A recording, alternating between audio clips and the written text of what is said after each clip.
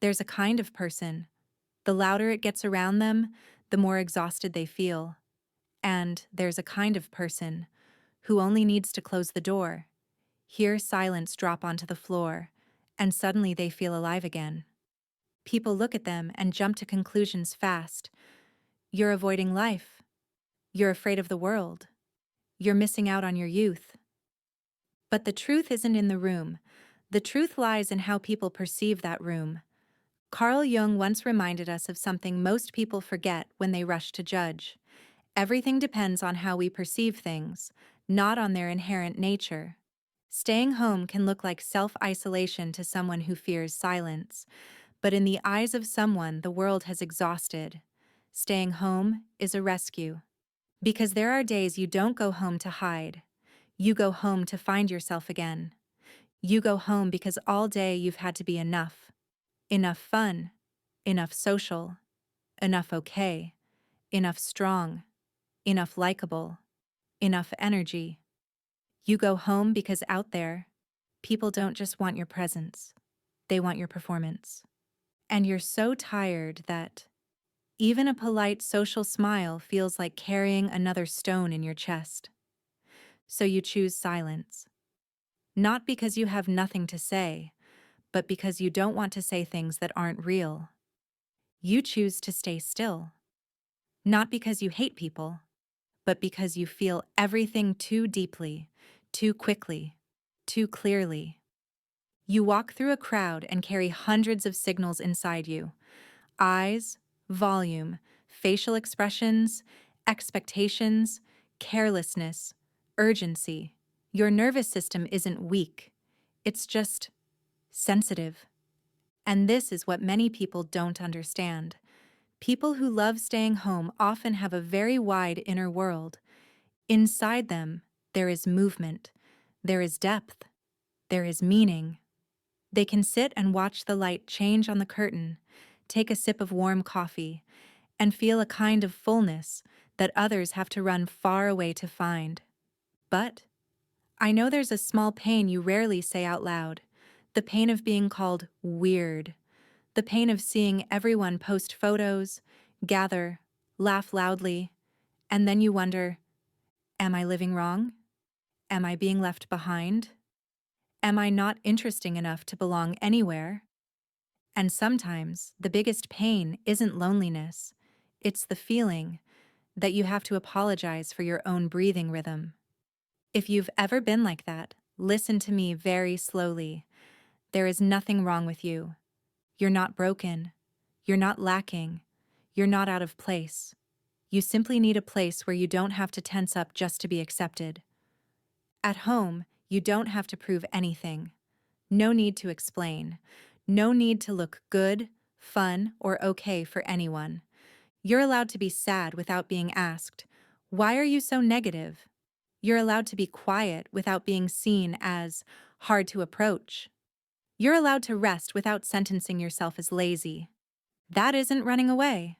That is self-healing. But this is where the story changes rhythm, and I want you to stand up. Because when you learn how to be with yourself, you are doing something many people never learn in their entire lives. You are training a rare kind of strength. Strength that doesn't need an audience. Strength that doesn't need applause to feel worthy. Strength that doesn't need noise to feel real. You think staying home a lot means you're missing out on life. But sometimes, you're the one who isn't missing out, because you're learning how not to live by reflex, not to chase other people's schedules, not to give your energy to things that don't nourish you. You are choosing truth over performance, and when you step outside, believe me, you will step out differently. You don't step out to beg for anyone's approval. You step out because you are steady inside. You don't step out to force yourself into the crowd. You step out to choose the right people, the right places, the right things worth your presence. You may speak less, but your words have weight. You may show up less, but when you show up, you are truly there. You may love quietly, but your love runs so deep that the right person will feel it without you needing to explain. So if today you stay home, don't scold yourself. Look back with new eyes, just as Jung said, not by looking at the situation, but at the way you are looking at the situation. Drink more slowly, breathe more deeply, hold your quiet the way you'd hold a gift. And tomorrow, if you step out like someone fully recharged by their own stillness. Soft, but not weak. Quiet, but not small. Not loud, but enough to make life give way. Because you weren't born to run to keep up with the world. You were born to live at your own rhythm. And maybe that's the most beautiful part. You begin to understand that staying home doesn't make you disappear. It only brings you back. Back to your real breath, your real emotions, your real self. But then a question will appear naturally, like a gentle knock on the door after the room has gone quiet. If home is peaceful like this, then what, in the end, am I protecting myself from? And more importantly, what am I moving toward? You're not hiding from the world. You're regulating yourself. There's a misunderstanding people repeat over and over. They think people who like staying home are socially anxious. But many times, you're not anxious about anyone at all. You're just tired. Tired because the outside world isn't only loud in sound, it's loud in expectations. The expectation that you respond quickly. The expectation that you're always cheerful. The expectation that you're always okay. And if you're not okay, you have to explain. With a sensitive nervous system, those things don't just pass like the wind. They go straight inside. A careless sentence stays with you. A disrespectful look stays with you. Even a small talk conversation drains you like a workout. So you go home not to hide. You go home to lighten the load. So your body can stop being on alert. So your mind can stop having to watch itself. So your heart can stop straining to be the pleasant person. And here's a very young point. In the same crowd, one person feels joy, another feels a battlefield.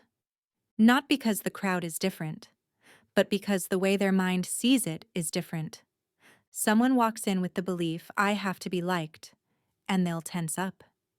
Someone walks in with the belief, I'm allowed to be myself, and they'll feel lighter. So when you choose to stay home, sometimes you're doing something incredibly mature. You're choosing an environment that fits your nervous system. You're not introverted. You're managing your energy. Some people recharge by talking. Some people recharge by silence. No one is better than anyone. It's just that bodies work differently. Many people assume you don't socialize much because you don't like people. But the truth might be, you do like them. You just can't handle too much. You don't need 10 shallow meetups. You need one conversation deep enough that you don't have to wear a mask. You're not cold. You're choosing emotional safety. You don't open up to everyone because you've learned a lesson. Not everyone knows how to hold what you share.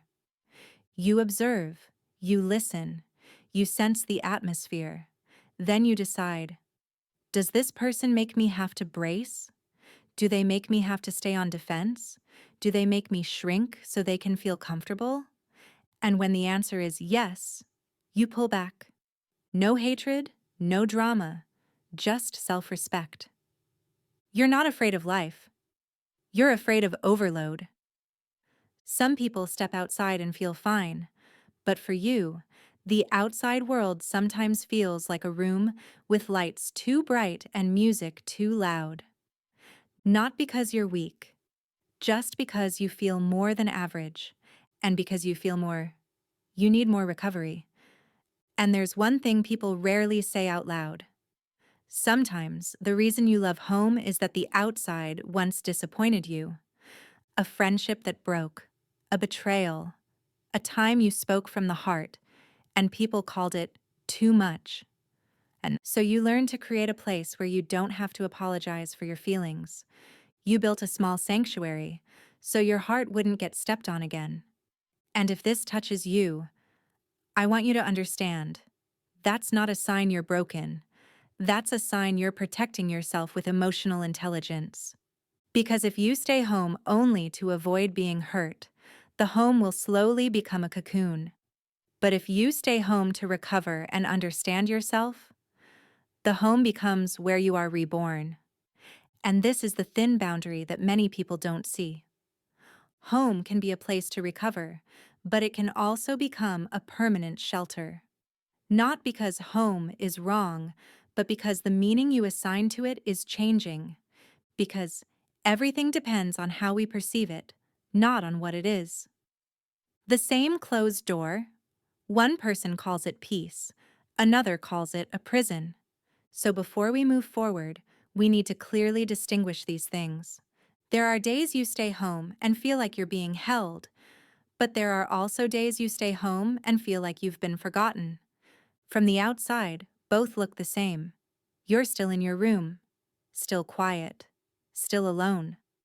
But inside, it's completely different. And that is exactly the difference between the two concepts. Solitude is chosen, loneliness is being left behind. Solitude is when you say, enough. I need quiet. I need to breathe. I need to return to myself. Loneliness is when you say, no one is here, and I don't know where to go. A person can feel lonely in a crowd, and a person can be in solitude in silence. The difference isn't the number of people around you, it's the feeling of belonging. Solitude expands you, loneliness shrinks you. When you are in solitude, you start noticing very small things you used to overlook. The sound of water boiling, light on the wall, your own breathing, a thought just beginning to form. You're not being pulled away by the world. You stay. And because you stay, you hear something deeper. But loneliness is different. Loneliness doesn't settle you. It makes you doubt yourself. You start thinking, is something wrong with me? Am I worth someone staying for? Or am I just someone nobody needs? And that's when the shadow begins to step out. When loneliness lasts, the shadow starts rewriting your story. The shadow isn't bad. It's just the part of us that has been abandoned, suppressed, misunderstood for too long. When you're lonely, the shadow will whisper familiar lines. Don't open up anymore. People leave eventually. Home is safer. Stay quiet. Don't bother anyone. It sounds like calm, but really, it's defense. And then the most dangerous thing happens. You can no longer tell whether you're staying home because you love peace or because you're afraid the outside world will touch an unhealed wound. So how do you know whether you're in solitude or loneliness? Notice one very simple thing. Solitude often comes with the feeling, I'm okay being with myself. Loneliness often comes with the feeling, I've been left with myself. If you realize you've ever been lonely, or you are lonely right now, don't rush to blame yourself. Because sometimes loneliness isn't a sign you're weak. It's a sign your soul is saying, I want to connect, but I want to connect safely. Not go out more, not try harder to be extroverted, but learning how to step out at the right pace so the world is no longer something that exhausts you, but becomes a place you can touch while still keeping your peace. And if that's true, if loneliness is only the quiet voice inside you saying, I want to be reached, but I'm afraid of being hurt, then we don't need to force ourselves into becoming someone else. We only need to learn one skill that very few people are taught, stepping out without losing yourself. Because the problem was never the world out there or this room, it lies in how we look. Do we see the world as a threat or as a place to grow? And when the way you look changes, the same door suddenly becomes a way through. There is a common mistake that society keeps pushing onto you. If you stay home a lot, you must go out more. as if the solution for a tired soul is more noise. But people who love staying home don't need noise. They need meaning. They don't lack social life. They lack a type of connection that fits their nervous system. So don't run outside. Instead, step out. Running outside is panic. Stepping out is intentional. Running outside is because you fear loneliness, fear being left behind, and fear that you are wrong. Stepping out is because you are already full in the stillness, and now you want to let that fullness touch life. You don't need to turn yourself into someone who loves parties. You only need one small step, but in the right direction. Connect in a way that is less but real. People who align with stillness often don't have many friends, but they have relationships where one look is enough to understand each other. Because they don't look for more, they look for deeper. Instead of forcing yourself to go to many places, choose one place where you can breathe. A quiet cafe, a bookstore, a late afternoon park, a small class, a one-on-one meetup. You don't need many people. You need an atmosphere that doesn't make you perform. Step out with boundaries, not with armor. A boundary is a gentle sentence. Stopping here is enough. Armor is a cold sentence. Don't anyone touch me. That armor is how the shadow protects you. It once helped you survive moments of being hurt. But if you keep it forever, it will turn protection into isolation. Boundaries don't make you distant. Boundaries help you stay close while still being safe. For example, I'm only staying for 1 hour. I'm not drinking today, but I'm really happy to see you. I need to go home early to rest. Give me a few days and then I'll reply more carefully, okay? You don't need to disappear. You just need to give yourself the right to choose the level. Next time you step out, don't treat it as going to socialize. Treat it as a Jungian ritual, bringing the light from inside to meet the world. Before leaving the house, do 3 things. Breathe slowly for 10 seconds and tell yourself, I don't need to be liked. I only need to be myself. Choose a very small goal. Today, I only need to say one true sentence. Choose a stopping point. When I'm tired, I leave without guilt. You will be surprised by this. When you step out with a mindset that isn't begging for acceptance, the world starts to feel less scary. And here is the sign you're going in the right direction. You no longer come home with the feeling, I tried too hard. You come home with the feeling, ah, I'm still me, but I'm not hiding anymore. You begin to believe that I can step out without being swallowed by the world. And you also begin to believe something deeper. The world is not an enemy. It is a mirror. Because if the world is a mirror, then the final question will no longer be, should I go outside? But, what am I carrying in my eyes when I look at life? So, if in the same world, sometimes you feel suffocated, and sometimes you feel lighter, then what is really changing? Not the world, but your gaze. Carl Jung once said something that can make people fall silent for a long time. We do not see the world as it is. We see the world as we are. Which means, the room doesn't make you peaceful. The crowd doesn't make you tired. Both only activate what already exists inside you. If there is a part of you that's afraid of being judged, then even a stranger's glance is enough to make your heart tighten.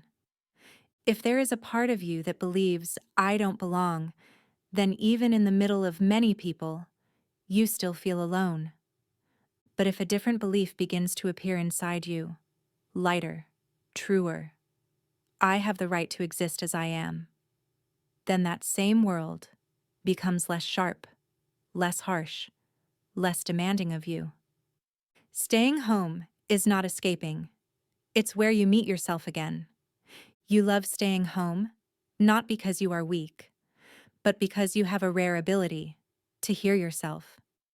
In stillness, you begin to realize, how long have you been tired? How hard you've tried to fit other people? How you've abandoned your own emotions just to be accepted? And when you dare to look straight at that, the darkness in you, what Jung called the shadow, stops being terrifying. It is only the part of you that you once had to hide to be loved. But here is the important moment. You don't heal by pushing the darkness away. You heal by saying, I see you. The next time you feel like shrinking, disappearing, avoiding, ask just one question. Through what wound am I looking at the world? Don't blame yourself, but to wake up. Because when you realize, ah, I'm looking through the fear of being abandoned, or I'm looking through the memory of being laughed at, you separate from it. You are no longer the wound. You are the one who is seeing the wound. And that moment alone is freedom. And something strange happens when you change your gaze. You begin to step outside without a mask. You smile less, but more honestly. You speak less, but more clearly.